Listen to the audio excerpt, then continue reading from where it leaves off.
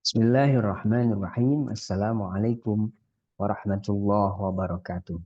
Alhamdulillahirabbil alamin wa bihi nasta'inu ala umurid dunya waddin wa ala alihi wa ashabihi ajma'in amma ba'd.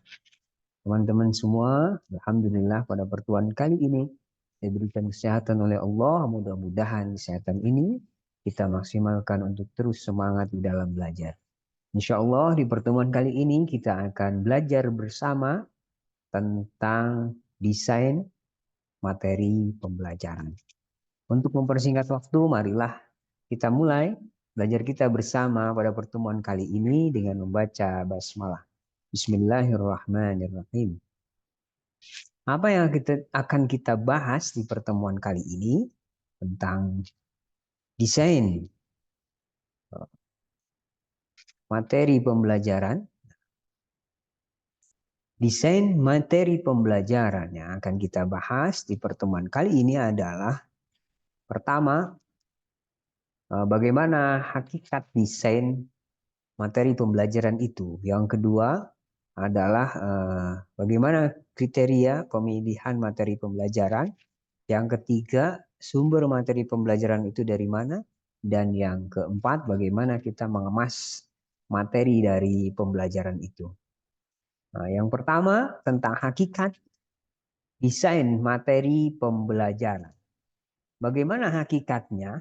Kita sebelum ke hakikat, kita lihat dulu bahwa pengembangan bahan ajar ini digunakan sebagai cara untuk mengidentifikasi, mengembangkan, dan mengevaluasi isi dan strategi pembelajaran. Nah, kemudian pengembangan bahan ajar ini sebagai pemahaman tentang desain pembelajaran. Jadi selain itu, pengembangan bahan ajar itu mempertimbangkan sifat materi ajar. Selain sifat materi ajar, juga jumlah peserta didik dan ketersediaan materi. Nah, di pengembangan bahan ajar yang menyenangkan dan menanamkan nilai-nilai moral, maka untuk peserta didik itu sangat diperlukan. Nah, hal ini untuk meningkatkan kualitas peserta didik dalam ranah pengetahuan, keterampilan, dan sikap yang kemudian menjadi inti di dalam kurikulum 2013. Nah, bahan ajar nih sebagai sebuah komponen di dalam kurikulum yang akan nanti disampaikan kepada siswa, maka komponen yang berperan sebagai materi pembelajaran ini ketika proses pembelajaran. Nah, materi pembelajaran tersebut maka disusun dalam silabus. Untuk apa? Untuk mempermudah pelaksanaan pembelajaran. Maka materi pembelajaran terlebih dahulu dikembangkan sehingga lengkap dan siap digunakan sebagai bahan ajar. Nah, guru ketika menyampaikan pembelajaran maka harus terlebih dahulu menguasai tentang bagaimana cara menyampaikan materi dengan baik. Nah, kenapa itu penting? Nah, supaya materi pembelajaran itu dapat dipahami oleh siswa. Maka guru melakukan organisasi materi pembelajaran sebelum melaksanakan pembelajaran di kelas. Nah, sebagai pendidik yang profesional, guna bahan individu mempersiapkan metode, kemudian juga mempersiapkan media dan materi pembelajaran. Ini difokuskan untuk kepentingan proses pembelajaran, proses belajar mengajar. Nah, ketika proses belajar mengajar, guru mengarahkan dan membimbing siswa supaya aktif sehingga nanti terciptalah interaksi yang baik antara guru dengan siswa maupun siswa dengan siswa yang lain.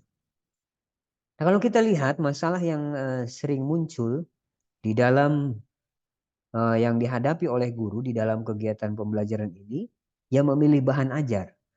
Memilih bahan ajar itu menjadi suatu masalah yang dihadapi oleh guru.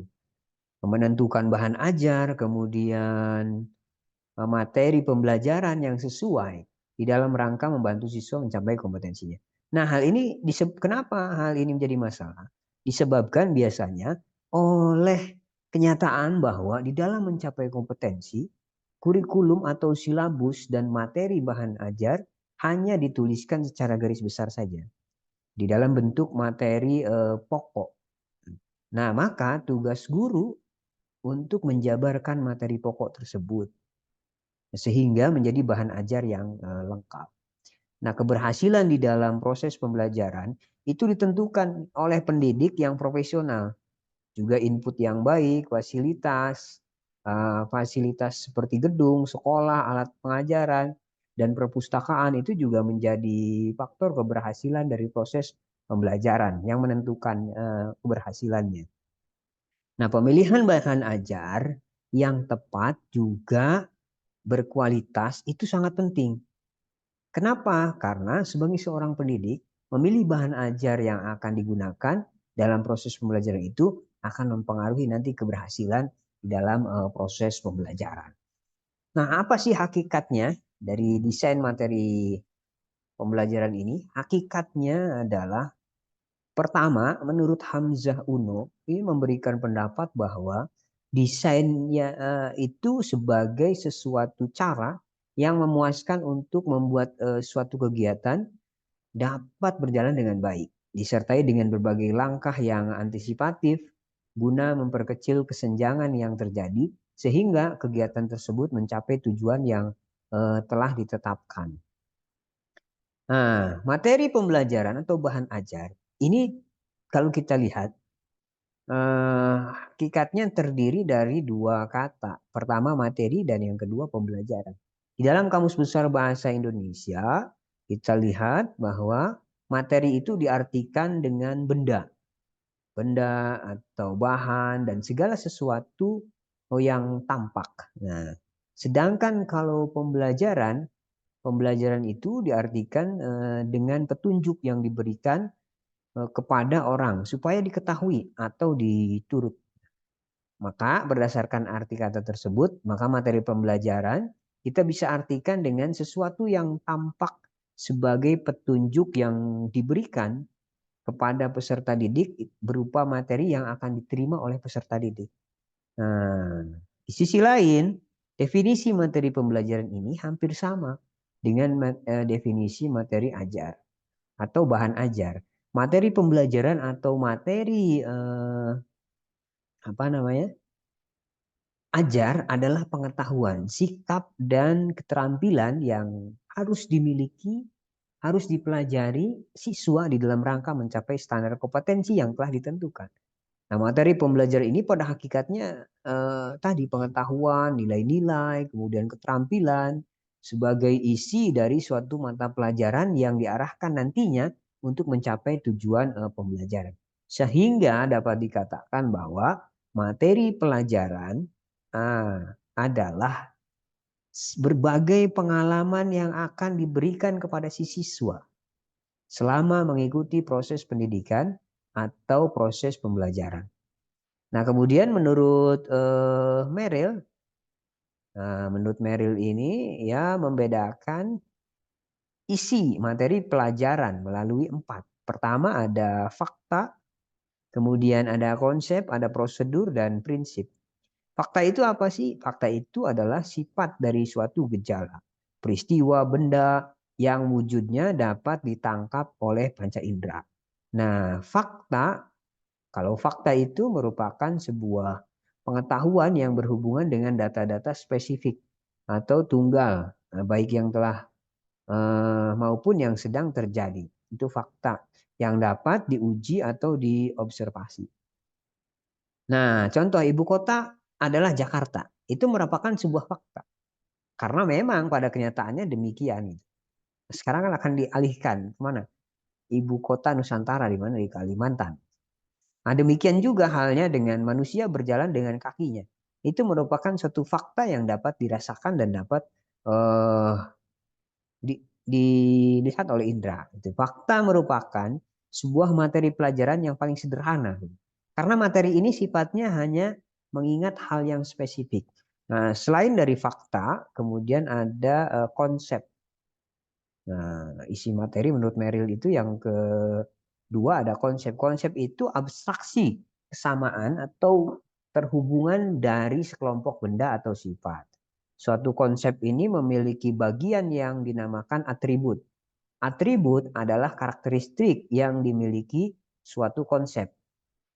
Gabungan dari berbagai atribut menjadi suatu pembeda antara satu konsep dengan konsep yang lainnya. Contohnya anak laki-laki berbeda dengan atribut anak laki-laki ya merupakan suatu konsep yang memiliki atribut tertentu yang berbeda dengan atribut yang dimiliki oleh konsep dalam tanda kutip anak perempuan. Nah, kemudian pasar itu merupakan suatu konsep juga yang memiliki atribut-atribut tertentu yang berbeda dengan atribut yang dimiliki oleh konsep kompleks perumahan, misalkan ya. Nah, dengan demikian pemahaman tentang konsep itu harus didahului dulu dengan pemahaman tentang data dan fakta. Sebab atribut itu sendiri pada dasarnya adalah sejumlah fakta yang terkandung di dalam objek. Nah, itu kalau kita lihat, kita apa namanya, kita urai gitu ya. Nah, selanjutnya selain dari konsep ada prosedur. Ini menurut Merrill, isi materi itu ada prosedur. Prosedur itu adalah materi pelajaran yang berhubungan dengan kemampuan si siswa untuk menjelaskan langkah-langkah secara sistematis tentang sesuatu.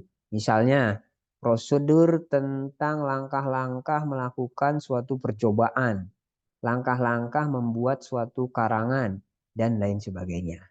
Nah, di samping jenis di atas, ada juga jenis materi pelajaran yang disebut dengan keterampilan. Nah, keterampilan ini adalah pola kegiatan yang memiliki tujuan tertentu yang memerlukan manipulasi dan koordinasi informasi. Nah, keterampilan dapat dibedakan di dalam dua bentuk. Ada keterampilan intelektual, ada keterampilan fisik. Kalau keterampilan intelektual itu keterampilan berpikir melalui informasi, baik berupa data, fakta, konsep, atau prinsip dan teori. Contohnya adalah keterampilan memecahkan sebuah masalah. Itu keterampilan intelektual. Atau apa lagi? Melalui langkah yang sistematis ya, atau keterampilan mengevaluasi suatu program atau mengevaluasi suatu objek, keterampilan menyusun program kegiatan, atau keterampilan membuat perencanaan dan lain sebagainya. Itu kemampuan intelektual. Sementara kalau kemampuan fisik itu keterampilan motorik. Seperti contohnya keterampilan mengoperasikan komputer, keterampilan mengemudi, keterampilan memperbaiki suatu alat, dan lain sebagainya. Itu keterampilan yang harus dimiliki oleh siswa menurut Merit. Selanjutnya, selain keterampilan, kita masuk ke kriteria pemilihan materi pembelajaran. Kriterianya pertama, ada kriteria tujuan instruksional. Bahwa ketika kita materi pelajaran ini berbeda di dalam ruang lingkup isi kurikulum, karena itu maka pemilihan materi pelajaran tertentu saja harus sejalan dengan ukuran-ukurannya, harus sejalan dengan kriterianya yang digunakan untuk memilih isi kurikulum bidang studi yang bersangkutan.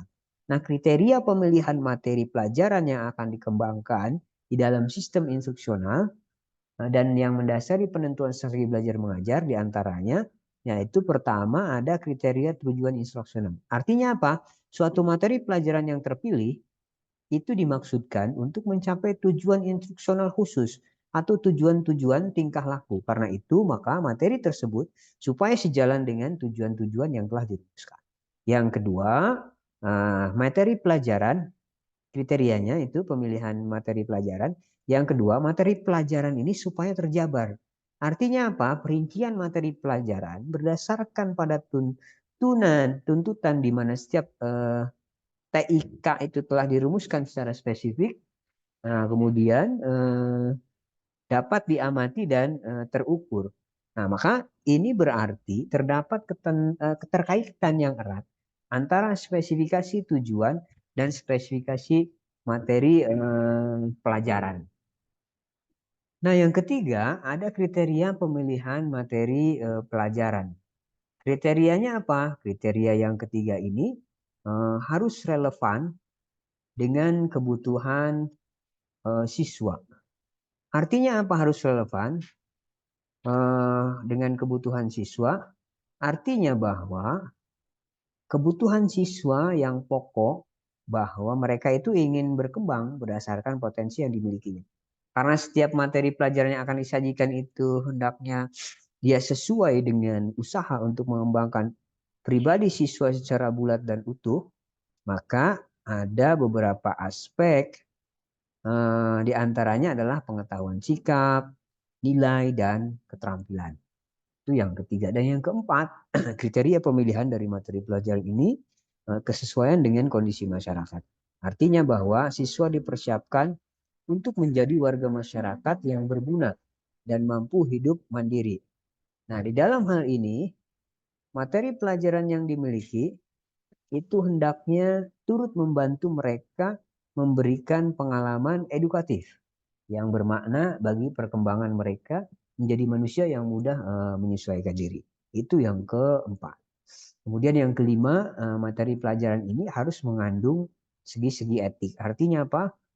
Bahwa materi pelajaran yang dipilih itu hendaknya mempertimbangkan segi perkembangan moral siswa kelak.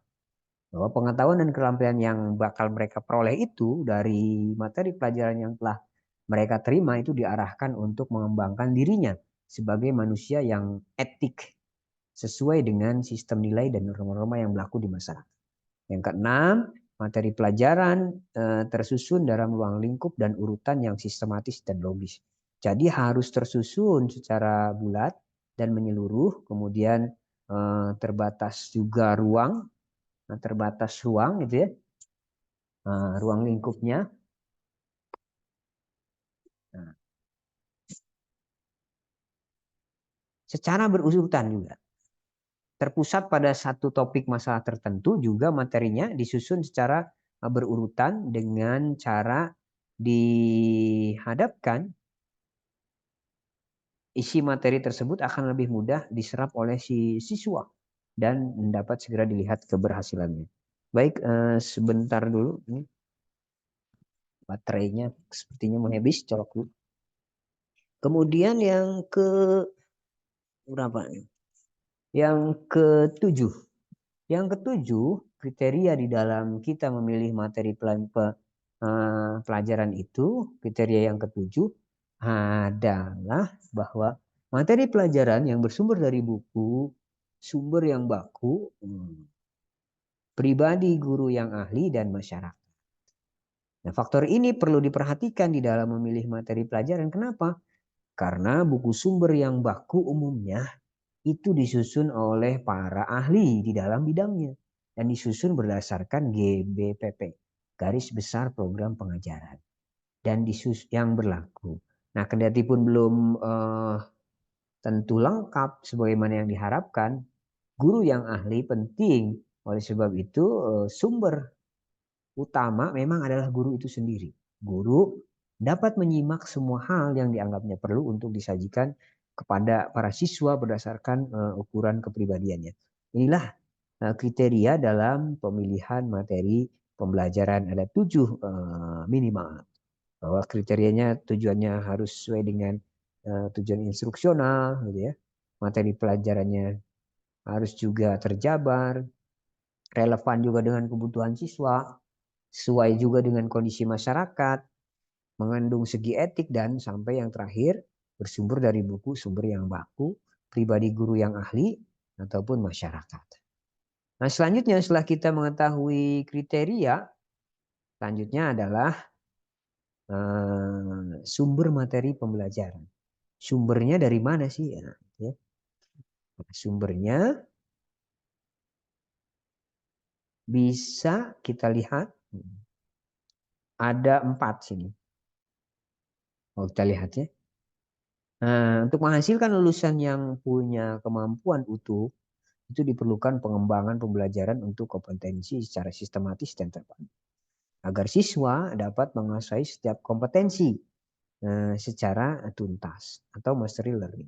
Istilah sumber belajar atau learning research, orang juga banyak telah memanfaatkan sumber belajar. Namun umumnya yang diketahui hanya perpustakaan dan buku saja. Itu sebagai sumber belajar. Padahal secara tidak terasa apa yang mereka gunakan, orang, benda tertentu adalah termasuk juga sumber belajar. Nah, dengan demikian maka sumber belajar ini diartikan sebagai segala tempat atau lingkungan sekitar, benda, dan orang yang mengandung informasi yang dapat digunakan sebagai wahana bagi peserta didik untuk melakukan proses perubahan tingkah laku. Pertama, sumber belajar itu ada tempat atau lingkungan. Nah, ini lingkungan ini merupakan sumber belajar yang sangat kaya sebetulnya. Sesuai dengan tuntunan kurikulum. Ada dua bentuk lingkungan belajar. Pertama, lingkungan yang sengaja didesain untuk belajar siswa seperti laboratorium, perpustakaan, dan sebagainya. Yang kedua, lingkungan ini bisa juga berbentuk yang tidak didesain untuk proses pembelajaran. Akan tetapi, keberadaannya itu dapat dimanfaatkan, contohnya halaman sekolah, kemudian taman, kantin, dan sebagainya. Nah, kedua bentuk lingkungan ini itu dapat dimanfaatkan oleh setiap guru karena memang selain memiliki informasi yang sangat kaya untuk mempelajari sistem pelajaran, juga ini dapat secara langsung dijadikan tempat belajar setiap siswa. Yang kedua, bahan pembelajar ini bisa berbentuk orang atau narasumber. Nah, contoh pengetahuan itu tidak statis, akan tetapi bersifat selalu dinamis yang terus berkembang sangat cepat. Oleh karena itu, nah perkembangan yang cepat ini kadang-kadang apa yang disajikan di dalam buku teks itu tidak sesuai lagi, tidak relevan lagi dengan perkembangan ilmu pengetahuan yang mutakhir. Contoh misalkan peraturan undang-undang baru mengenai sesuatu, penemuan-penemuan baru di dalam berbagai ilmu pengetahuan mutakhir. Contoh muncul seperti jenis penyakit flu burung, kemudian sapi gila, COVID-19 gitu ya. Itu berbagai jenis rekayasa genetik, munculnya berbagai fenomena alam, juga pengaruhnya terhadap gejala-gejala sosial dan lain sebagainya. Yang kesemuanya itu tidak mungkin dipahami sepenuhnya oleh guru. Maka untuk mempelajari konsep-konsep yang baru semacam itu, guru dapat menggunakan orang-orang yang lebih menguasai persona, misalnya dengan mengundang dokter, polisi, dan lain sebagainya sebagai sumber bahan pelajaran. Yang ketiga, sumber pembelajaran ini bisa berbentuk objek. Objek atau benda yang sebenarnya merupakan sumber informasi yang akan membawa siswa itu pada pemahaman yang lebih sempurna tentang sesuatu. Maka mempelajari bahan pelajaran dari benda yang sebenarnya bukan hanya dapat menghindari kesalahan persepsi tentang isi pelajaran, tapi juga dapat membantu pelajaran itu lebih akurat di samping motivasi belajar siswa akan lebih baik. Dan yang keempat ada bahan cetak dan non cetak. Contoh kalau yang cetak itu ya seperti buku, kemudian majalah. Yang non cetaknya video, komputer, internet. Nah, kalau apa namanya? Zaman sekarang media sosial dan lain sebagainya. Itu bahan cetak atau non cetak. Nah, setelah kita mengetahui setidaknya ada 4 tadi sumber pembelajaran atau sumber ya pembelajaran, selanjutnya bagaimana mengemas ini? Mengemas sumber materi pembelajaran ini. Bagaimana pengemasannya? Kalau kita lihat menjadi dua bagian dari pengemasan ini. Yang pertama ada prinsip pengemasan di dalam materi pembelajaran. Prinsip pengemasan. Prinsip pengemasan setidaknya ada 4. Pertama ada novelty, kemudian proximity, ada konflik, juga humor. Nah, ini pengemasan materi pembelajaran prinsipnya. Nah, apa yang disebut dengan novelty? Sebelum ke novelty, apa sih kemudian arti dari mengemas materi pelajaran ini? Nah, pengemasan ini pesan yang disampaikan melalui gambar, melalui peta atau benda. Pesan ini bisa disampaikan melalui berbagai media, gitu ya. Nah, pesan yang disampaikan itu perlu dipahami oleh siswa. Sebab manakala tidak paham, maka pesan tidak akan menjadi informasi yang bermakna. Nah, agar pesan yang ingin disampaikan itu bermakna, sebagai sebuah bahan ajar, maka ada sejumlah kriteria yang harus diperhatikan di dalam pengemasan materi pembelajaran. Prinsipnya, pertama ada novelty. Novelty itu suatu pesan akan bermakna apabila bersifat baru atau mutakhir.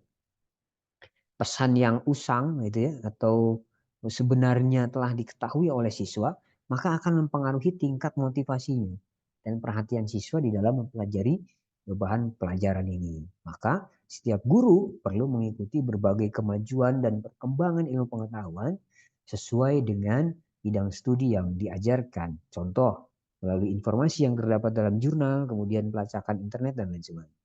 Yang kedua, prinsip dalam pengemasan ini harus proximity. Artinya, pesan yang disampaikan itu harus sesuai dengan pengalaman siswa. Pesan yang jauh dari pengalaman siswa cenderung kurang diperhatikan. Yang ketiga, prinsip pengemasan ini konflik. Artinya pesan yang disajikan itu sebaiknya dikemas sedemikian rupa sehingga menggugah emosi. Nah, memang hal ini tidaklah mudah. Sebab tidak semua materi pengajaran itu bisa dikemas seperti itu. Akan tetapi seorang perencana yang baik mesti harus berusaha ke arah tersebut. Yang keempat, prinsip pengemasan itu ada humor. Artinya pesan yang disampaikan itu bisa dikemas sedemikian rupa sehingga menimbulkan kesan lucu. Nah, pesan yang dikemas dengan lucu ini cenderung akan lebih menarik perhatian. Dan setelah kita tahu prinsipnya ada 4, selanjutnya ada bentuk pengemasan. Bentuk pengemasan itu ada 3. Pertama, pengemasan yang terprogram. Kemudian yang kedua di dalam bentuk modul. Yang ketiga, kompilasi. Kompilasi ini gabungan antara yang terprogram dengan modul. Nah, bagaimana yang terprogram ini? Bentuk penyajian materi pembelajaran individu. Sehingga materi pelajaran yang dikemas itu dipelajari bisa secara mandiri. Terdapat beberapa ciri dari materi terprogram ini. Pertama, cirinya materi pelajaran itu disajikan dalam bentuk unit atau bagian terkecil. Nah, dari seluruh materi pelajaran yang harus dikuasai, materi itu dibagi dalam bagian-bagian terkecil. Maka siswa mempelajari bagian tersebut secara bertahap, mulai dari bagian awal sampai bagian akhir. Itu yang terprogram. Yang kedua di terprogram ini menuntut aktivitas siswa. Artinya di dalam mempelajari materi pelajaran, siswa tidak mengandalkan orang lain, akan tetapi dia terlibat dalam proses belajar itu sendiri. Dan yang ketiga, mengetahui dengan segera setiap selesai mempelajari materi pelajaran. Di dalam pengemasan materi terprogram ini, siswa-siswa dapat segera mengetahui keberhasilannya. Oleh sebab itu, setelah mempelajari bagian tertentu, itu diberikan item tes yang berfungsi sebagai kontrol terhadap pemahaman materi yang telah disampaikan. Yang kedua, ada pengemasan materi pelajaran ini dalam bentuk modul. Modul kalau kita lihat itu merupakan satu kesatuan program yang lengkap sehingga dapat dipelajari oleh siswa secara individu, kemudian sebagai bahan pelajaran yang bersifat mandiri. Nah, maka materi pelajaran itu dikemas sedemikian rupa sehingga melalui modul siswa dapat belajar secara mandiri. Nah, tempat dan hal-hal lain di luar dirinya sendiri, gitu ya. Seperti halnya di dalam pelajaran terprogram, maka melalui modul ini siswa bisa belajar sesuai dengan kecepatannya masing-masing. Di dalam sebuah modul itu ada isinya tentang pertama tujuan yang harus dicapai, yang kedua petunjuk penggunaan, yang ketiga bagaimana kegiatan belajar, yang keempat rangkuman materi, yang kelima tugas dan latihan, yang keenam sumber bacaan, yang ketujuh item-item tes, yang kedelapan kriteria keberhasilan, yang sembilan ada kunci jawaban. Nah, yang terakhir ada bentuk pengemasan materi pembelajaran itu dalam bentuk kompilasi.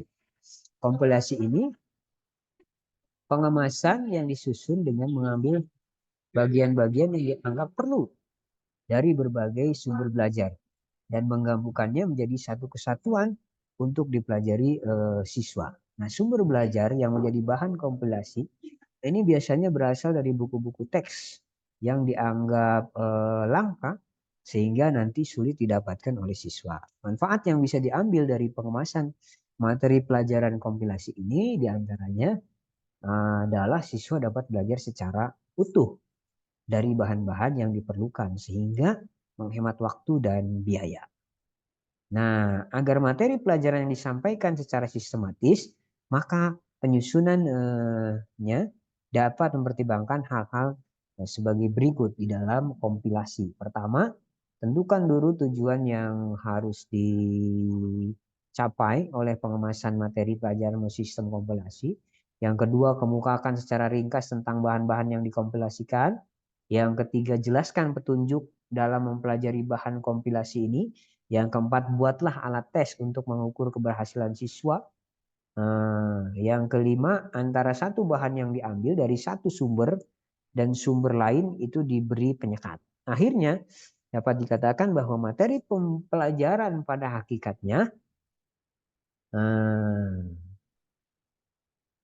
ini arti ya, yang sistematisasi materi pembelajaran kompilasi tadi. Pertama, kita bisa tentukan tujuan yang harus dicapai. Sampai tadi ke tingkat antara satu bahan yang diambil dari satu sumber dan sumber lainnya diberi penyekat. Akhirnya bahwa dapat dikatakan materi pelajaran pada hakikatnya itu merupakan sebuah pesan-pesan yang ingin kita sampaikan pada anak didik untuk dikuasai.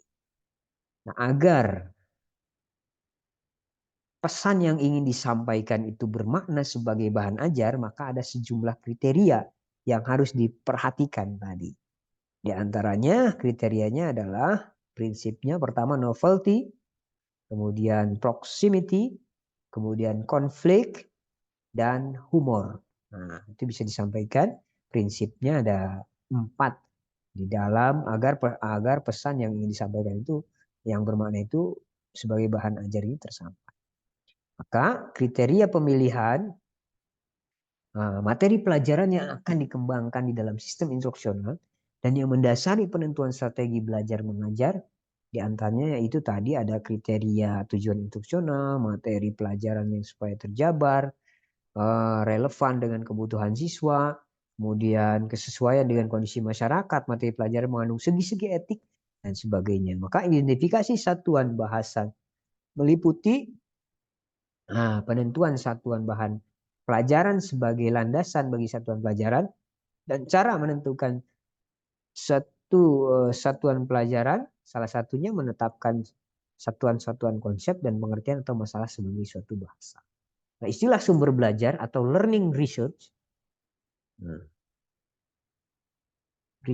ya, orang juga banyak yang telah memanfaatkan sumber belajar. Namun, umumnya ini yang diketahui hanya perpustakaan dan buku sebagai sumber belajar. Padahal secara tidak terasa apa yang mereka gunakan orang, kemudian benda tertentu, juga objek tertentu itu semuanya termasuk dari sumber belajar. Itulah teman-teman pembahasan kita pada pertemuan kali ini tentang desain bahan pembelajaran. Mudah-mudahan bermanfaat. Kita tutup bersama dengan membaca hamdalah. Alhamdulillahirabbil alamin. Kifaratul majlis. Subhanakallahumma bihamdika asyhadu an la ilaha illa anta astaghfiruka wa atubu ilaik. Terima kasih. Mohon maaf atas kesalahan. Assalamualaikum warahmatullahi wabarakatuh.